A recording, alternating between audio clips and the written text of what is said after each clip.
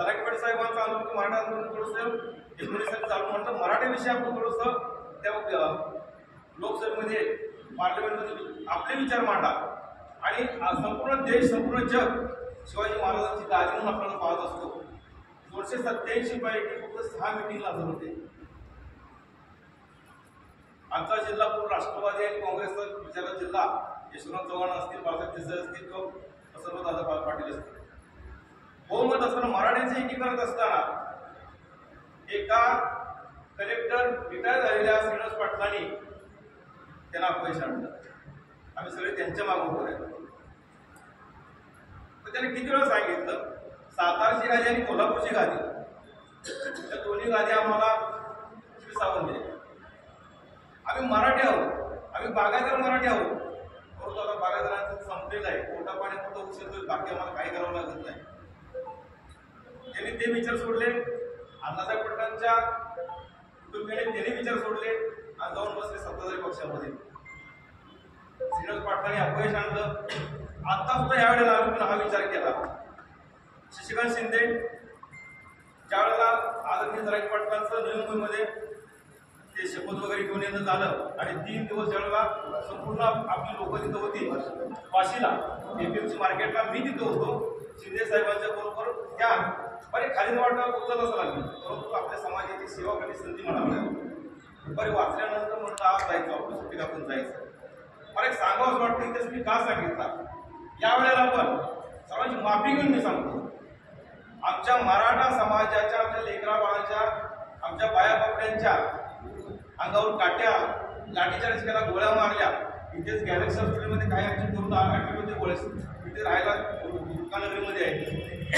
मग का गादीचा मान ठेवताना आम्ही का यावेळेला शशिकांत शिंदेना आम्ही निवडून देतोय.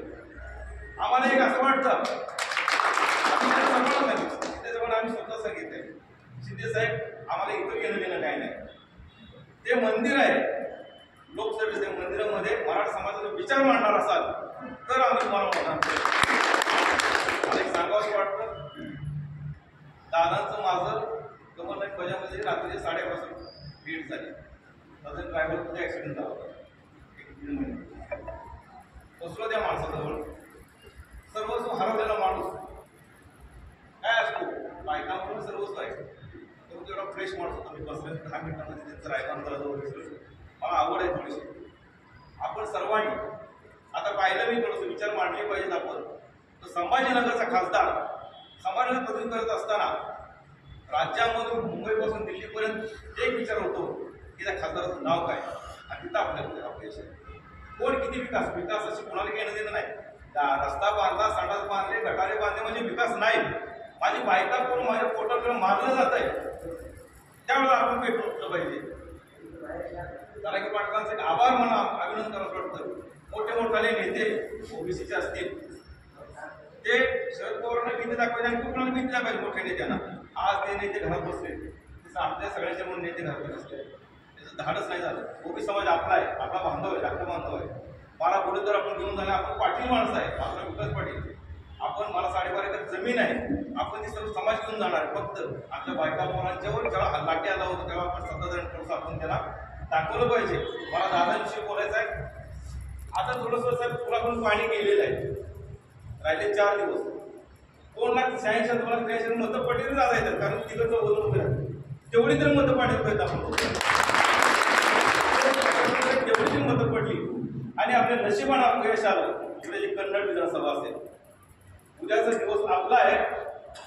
संभाजीनगरचं नेतृत्व करत असताना दादाच्या मागे सगळ्यांना फोन करून राहिलं पाहिजे.